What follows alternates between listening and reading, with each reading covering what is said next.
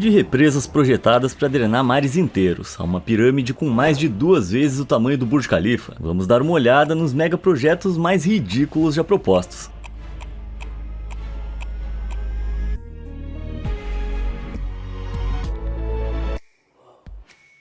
O túnel transatlântico.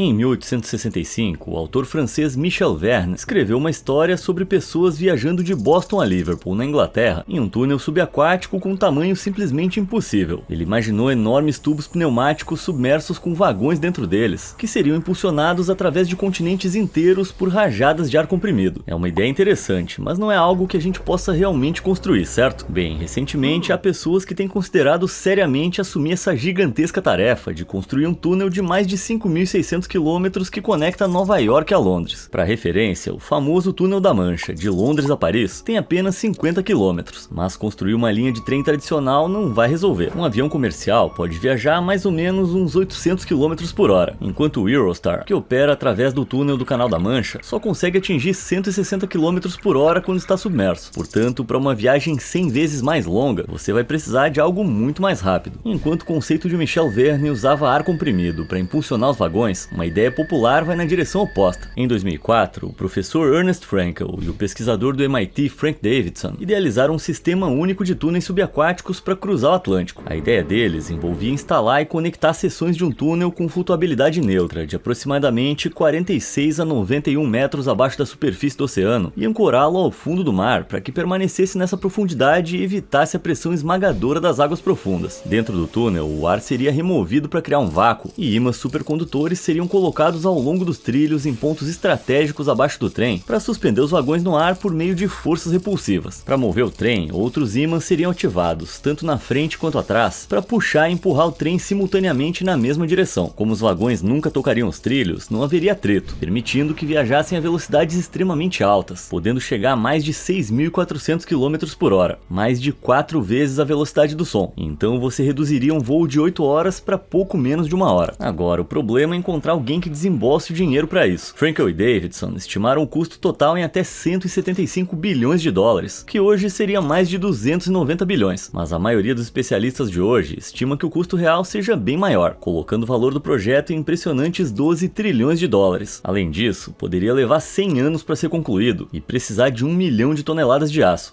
E o túnel ia ter que ser constantemente monitorado para identificar perigos, como por exemplo baleias, além de ser construído de maneira que terremotos não o danificassem. Portanto, até alguém descobrir como superar esses enormes obstáculos, esse mega projeto vai continuar sendo só mais um sonho.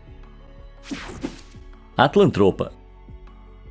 Vamos viajar de volta à década de 20, quando o arquiteto e engenheiro alemão Hermann Sorgel propôs o que poderia ser o megaprojeto mais ambicioso ou ridículo da história: represar e drenar o mar Mediterrâneo, transformando em um novo continente, que ele chamou de Atlantropa. Que papo é esse? O primeiro passo ia envolver a construção de uma barragem de 35 km pelo Estreito de Gibraltar, que conecta o Oceano Atlântico ao Mediterrâneo. Com esse estreito essencial bloqueado, o Mediterrâneo não teria o Atlântico fluindo para ele. Então, em tese, o nível do mar ia secar gradualmente, até cair a menos de 200 metros. E isso criaria impressionantes 595 mil quilômetros quadrados de novas terras, uma área maior que a França. Também formaria uma ponte de terra entre África e Europa, transformando os dois continentes em um enorme supercontinente euro-africano. Mas eu sei o que você está pensando. Pra quê? Bom, tem alguns motivos. Primeiro, energia. Na época, as pessoas estavam preocupadas com a origem de toda a energia para alimentar o mundo recém-industrializado, e Hermann procurou resolver isso. A água restante seria represada entre a Itália, Sicília e Tunis, e outras barragens seriam construídas ao redor de Galípoli, perto do Canal de Suez. Nesses pontos seriam construídas grandes usinas hidrelétricas para utilizar as barragens e coletar uma quantidade de energia verdadeiramente impressionante, potencialmente suficiente para metade da Europa. Só que Hermann tinha um objetivo ainda mais ambicioso: a paz mundial. Com a expansão de novas terras, além da conexão entre Europa e África, ele estava convencido de que a Atlantropa ia promover uma nova era de unidade e comunidade. Ele acreditava que, além da iminente crise energética, Essa nova terra ia resolver problemas na Europa, como desemprego e superpopulação. Isso pode parecer bom, mas o sonho de Hermann de unir continentes estava longe de ser altruísta. Ele via Atlantropa principalmente como uma forma de os europeus se beneficiarem das terras e recursos da África. E não é surpresa que na prática isso também estava longe de ser perfeito. Além de provavelmente custar trilhões de dólares, drenar o Mediterrâneo ia causar um impacto catastrófico na vida marinha. Além de erradicar várias áreas de habitat, à medida que a água do Mediterrâneo evaporasse e secasse, o restante ia ser muito mais salgado e inabitável para uma enorme parte da flora e fauna. Isso se os territórios africanos envolvidos não considerassem essa proposta absurda. Spoiler, eles consideraram um absurdo, não que Hermann se importasse. Apesar disso, ele continuou promovendo a sua ideia ousada por toda a Europa, por meio da imprensa, rádio e discursos, até vir a falecer em 1952. Felizmente, a ideia morreu com ele.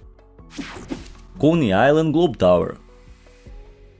A vida é repleta de poderia ter sido, mas a Coney Island Globe Tower é a que mais assombra os meus sonhos. Em 1906, o empresário e arquiteto Samuel Freed anunciou a construção de uma torre enorme com um topo em forma de globo em Coney Island, no Brooklyn. Projetada no mesmo estilo da Torre Eiffel, a torre seria uma enorme estrutura construída em treliças de aço, com mais de 210 metros de altura. Mais do que apenas um deslumbre visual, a esfera também teria sido um centro para todo tipo de entretenimento. Suspensa em 8 enormes pedestais, a mais de 45 metros do chão, os visitantes usariam elevadores gigantes no meio da estrutura para acessar cada um dos 11 andares da torre, que seriam espaçados em 15 metros. Os andares mais baixos teriam pistas de boliche, caça-níqueis, uma pista de patinação, teatro, restaurante e jardim. A 76 metros, haveria uma sala de concerto para 5.000 pessoas, com 4 grandes picadeiros de circo e jaulas para animais, com apresentações 24 horas por dia, 7 dias por semana. O andar principal, logo acima, abrigaria um enorme salão de baile e um restaurante giratório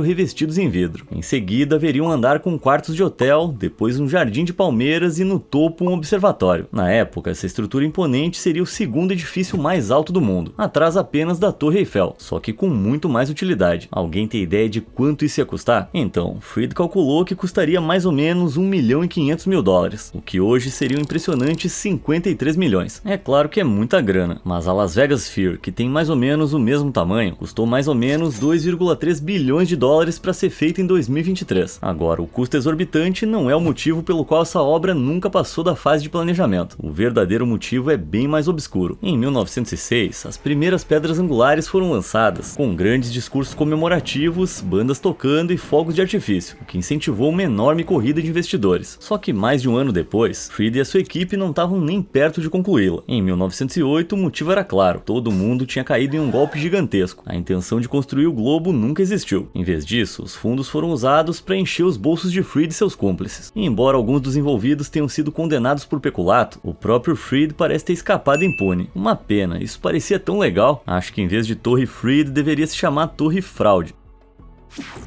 Palácio dos Sovietes.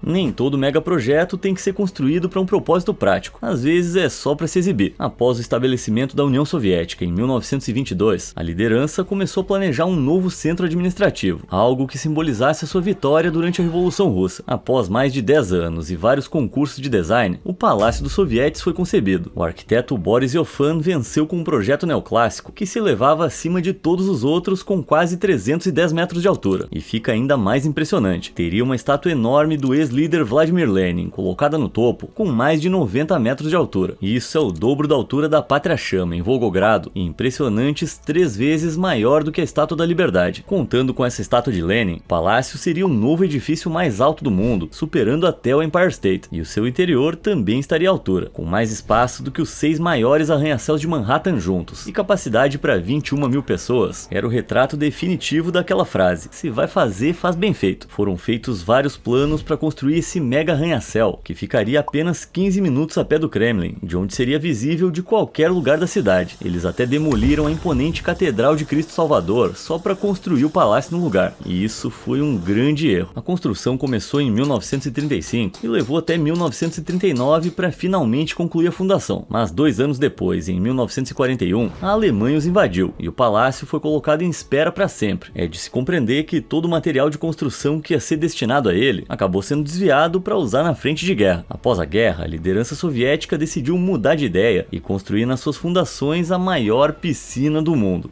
Parece que mudou um pouquinho a proposta. Inaugurada em 1960, ela tinha 13 mil metros quadrados de água e divertia os moradores o ano todo, mas não durou muito. Depois de um movimento público pedindo a restauração da catedral, a piscina foi abandonada e a catedral reconstruída em 1995. E se você quer saber, eu acho que foi o certo. Falando em boas decisões, não deixa de curtir e se inscrever no canal, para nunca mais perder nenhum dos nossos vídeos. E agora vamos ao próximo mega projeto ridículo.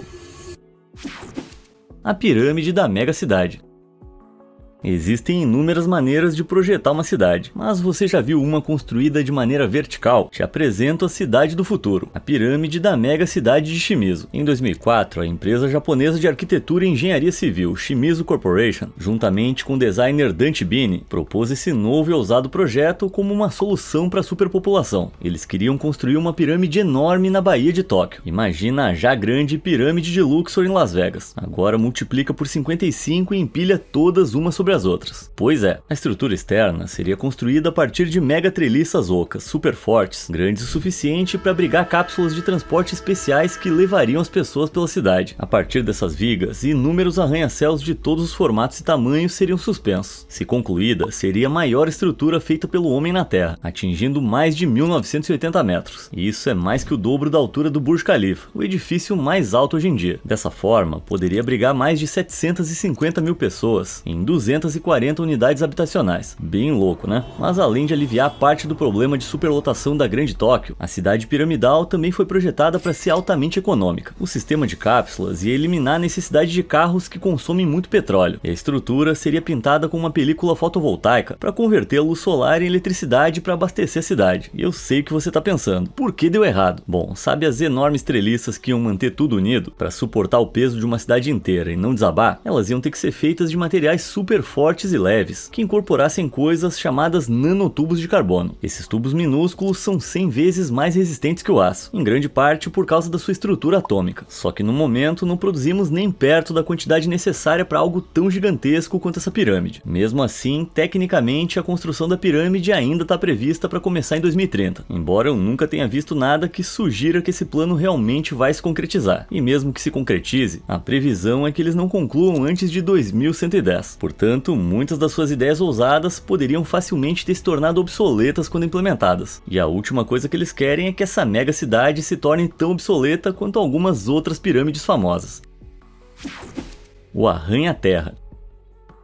A cidade do México é um dos lugares mais vibrantes do mundo, mas a passos largos está ficando sem espaço. As regulamentações atuais proíbem a demolição de prédios históricos e limitam as novas estruturas a apenas 8 andares. Então, por que não experimentar adotar uma abordagem totalmente nova na construção? Tipo, sei lá, construir um arranha-céu enorme que desça em vez de subir. Em 2010, a empresa de arquitetura mexicana Bunker Arquitectura propôs escavar uma enorme estrutura subterrânea de 65 andares. Essa pirâmide invertida, de mais de 7.600 metros quadrados, ficaria no meio da praça principal da cidade do México, o Zócalo. Projetada para 5.000 pessoas, o projeto proposto prevê que os 10 primeiros andares sejam usados como um museu dedicado à história da cidade. Os próximos 10 seriam para comércio e habitação, e os 35 restantes seriam escritórios comerciais. No topo haveria um enorme teto de vidro com janelas para permitir a entrada de luz natural. Azar de quem ficar mais para baixo. A Bunker Arquitectura estimou o custo da construção em aproximadamente 800 milhões de dólares. Embora não seja nenhuma mixaria, tá mais ou menos alinhado com o que seria necessário para fazer um arranha-céu comum. Mas apesar disso, não parece que a proposta deles conquistou o governo mexicano como eles esperavam, considerando que não há planos atuais de escavação, e honestamente não dá para culpá-los. Tem algo meio distópico em milhares de pessoas vivendo e trabalhando no subsolo. Só o tempo vai dizer se essa pirâmide algum dia vai nascer.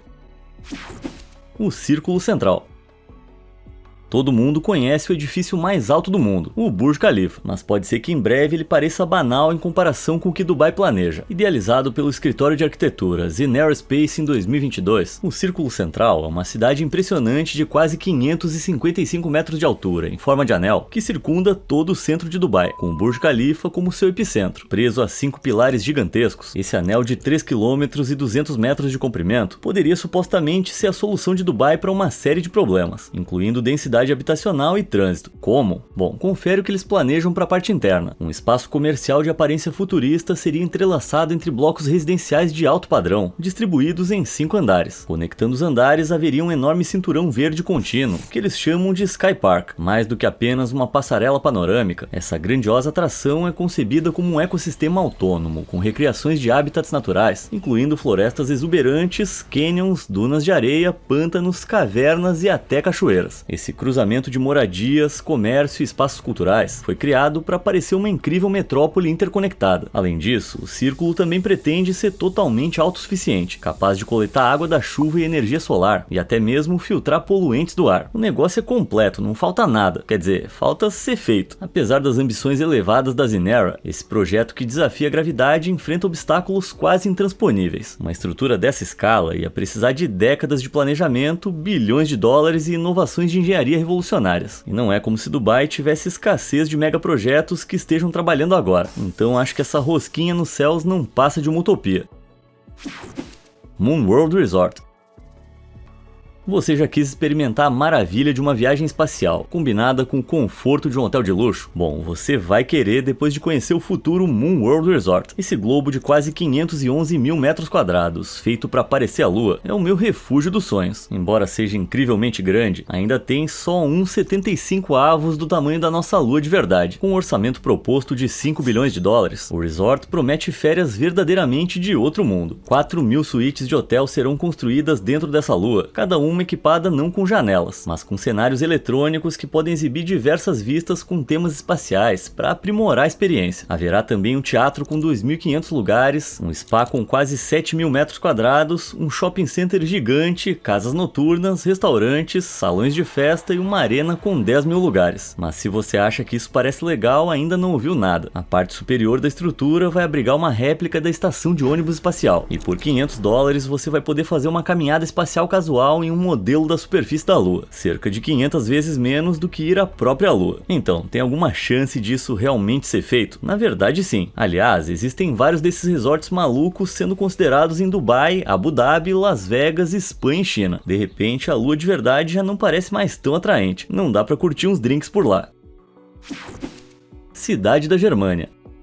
Na década de 1930, o governo alemão, sim, aquele governo alemão, começou a planejar o projeto de construção urbana mais extravagante de todos os tempos. O plano era demolir uma grande parte de Berlim e começar a construir uma nova capital sobre ela. Essa é a história da Germânia. O arquiteto alemão Albert Speer foi o escolhido para liderar o projeto. Durante o processo de design, ele rejeitou influências modernas, preferindo elementos estilísticos clássicos e simbolismo nacional. Para se adequar a essa nova filosofia de design, ele planejou destruir entre 50 e 100 mil casas e transformar Berlim em algo irreconhecível. Entre os muitos projetos planejados, um dos mais impressionantes era um salão gigantesco, chamado Volkshalle, inspirado no Panteão de São Pedro, em Roma. A cúpula imponente teria 290 metros de altura e 46 metros de largura. Para se ter uma ideia da magnitude, a respiração combinada das 180 mil pessoas no Volkshalle teria sido suficiente para criar condensação no teto da cúpula. Por sua vez, isso teria formado nuvens internas e potencialmente até chuva. Chuva com respiração ofegante parece algo bem nojento, e o resto da cidade não teria se saído muito melhor. Em vez da cidade dinâmica que conhecemos hoje, Berlim teria se transformado em um monumento egoísta ao seu próprio poder, com grandes espaços vazios, prédios gigantescos e um sistema viário caótico, porque parece que Albert não acreditava em semáforos ou bondes. Se locomover teria sido um pesadelo, e os visitantes da cidade provavelmente iam se sentir igualmente frustrados e intimidados. Os planos estavam bem encaminhados até o início da Segunda Guerra, momento em que as coisas foram suspensas. Ao final da guerra, qualquer sonho de concluir a Germânia estava realmente morto e enterrado. Uma das poucas relíquias remanescentes desse enorme empreendimento é um único pilar no sul de Berlim. Ele fazia parte de um protótipo para a versão do Arco do Triunfo da França, que teria 3 vezes o seu tamanho. Elevador espacial. Por mais de meio século, construímos foguetes enormes e devoradores de gás para chegar ao espaço, mas pode haver outra maneira. Imaginado pela primeira vez no final do século XIX, um elevador espacial prevê um cabo de 40 mil quilômetros quadrados de comprimento, que se estende da Terra até o espaço. Apesar de parecer absolutamente maluco, o elevador seria na verdade um projeto bem simples. A coisa toda seria composta de apenas 4 partes: o cabo, o contrapeso no topo para manter a tensão, uma âncora no solo e o elevador. Parecido com um elevador elevador normal para carregar coisas para cima ou para baixo. Mas quanto algo assim ia custar? Bem, as estimativas fixam o preço entre 10 e 100 bilhões de dólares. Bem caro, mas as esperanças não acabaram ainda. Um dos maiores custos das viagens espaciais hoje em dia é o combustível necessário para superar a atração gravitacional do planeta. A NASA estima que os 2 propulsores de foguetes sólidos usados em apenas um lançamento queimem quase 5 mil quilos de combustível por segundo, adicionando 60 milhões de dólares por lançamento. Daria para pular todo esse processo simplesmente levando o foguete direto para o espaço em um elevador. Considerando que só os Estados Unidos lançam 133 naves ao espaço por ano, um elevador espacial poderia se pagar em apenas alguns anos. Apesar disso, ainda vai demorar um pouco até a gente ver qualquer construção começar. O maior obstáculo no momento é a fabricação de um cabo que possa suportar a tensão impressionante de estar em órbita geoestacionária. Sua resistência à tração, ou seja, a quantidade de tensão que ele suportaria antes de se romper, precisaria ser 60 vezes mais forte que a do aço, o que o torna outro candidato perfeito para nanotubos de carbono. Mas os que a gente consegue produzir hoje ainda não são ideais. Outro problema é saber exatamente onde construir essa estrutura imponente. Se for construída no lugar errado, ela pode acabar sendo danificada por furacões, tornados ou outros desastres climáticos como raios. Mesmo assim, algumas empresas acreditam que vão conseguir colocar o primeiro elevador espacial em operação antes de 2050. Ilha de Cristal.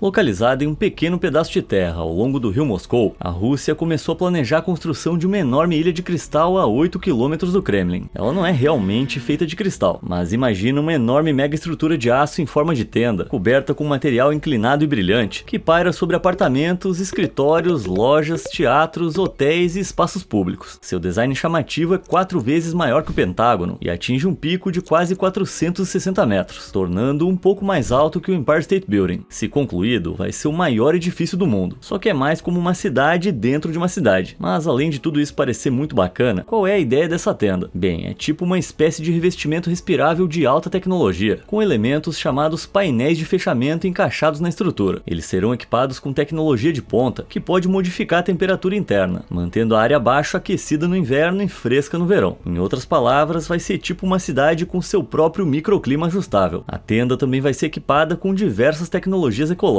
incluindo painéis solares e turbinas eólicas. Mas agora vem a grande questão: quando é que ela vai ser realmente construída? Embora os projetos iniciais tenham sido divulgados em 2007, o projeto foi adiado após a desistência de financiadores durante a crise financeira de 2009. Some-se a isso as recentes sanções da Rússia e o fato de que a previsão é de um custo estonteante de 4 bilhões de dólares, e a Ilha de Cristal parece estar fora do alcance em um futuro próximo. Fortuna esquecida.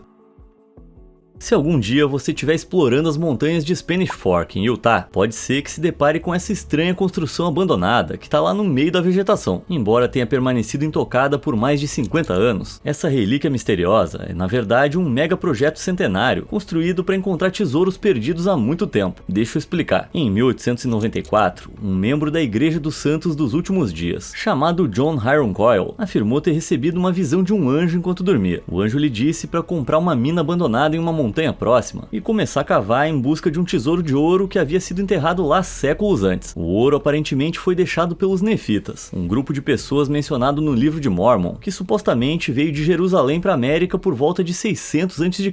Ao acordar, John contou seu sonho aos outros e, cativados por ele, eles se tornaram seus fiéis seguidores. Em 1909, fundaram a Coyle Mining Company e começaram a fazer escavação. Por anos, eles cavavam cada vez mais fundo, mas sem sucesso. Em 1913, outros membros da igreja começaram a desconfiar da visão de John. Um morador local chegou a escrever um artigo no jornal, dizendo: quase todo mundo já ouviu histórias de como fulano encontrou uma mina rica seguindo instruções dadas em um sonho, mas na maioria dos casos, essas histórias têm pouco ou nenhuma base na realidade. Que exposição! Apesar da má fama, eles continuaram cavando, desenvolvendo constantemente a infraestrutura de mineração, mas depois de décadas de mãos vazias, John se meteu em sérios apuros. Em 1947, ele foi chamado perante um conselho disciplinar Mormon e forçado a fazer uma escolha: ou ele assinaria uma declaração admitindo que suas profecias eram falsas, ou seria excomungado da igreja. Ele assinou o documento, mas rescindiu a confissão apenas um ano depois, alegando que foi forçado a fazê-lo. Por causa disso, ele foi excomungado e faleceu logo depois, mas a mina dos sonhos continua existindo. A Relief Mine Company foi fundada em 1962 e continuou usando a mina de John na década seguinte, até que no fim das contas encontraram um leito rochoso e foram finalmente forçados a parar. Depois disso, a a mina ficou abandonada. Mesmo assim, as pessoas ainda compram ações dela até hoje, acreditando que um belo dia o ouro precioso vai ser revelado. Só alguém muito burro faria isso, né? Não, eu jamais ia colocar a receita dos meus últimos 50 vídeos numa coisa dessas, claro que não. Agora eu tô curioso, qual desses mega projetos malucos você acha que tem mais chance de realmente ser feito? Me conta aí nos comentários e obrigado por assistir.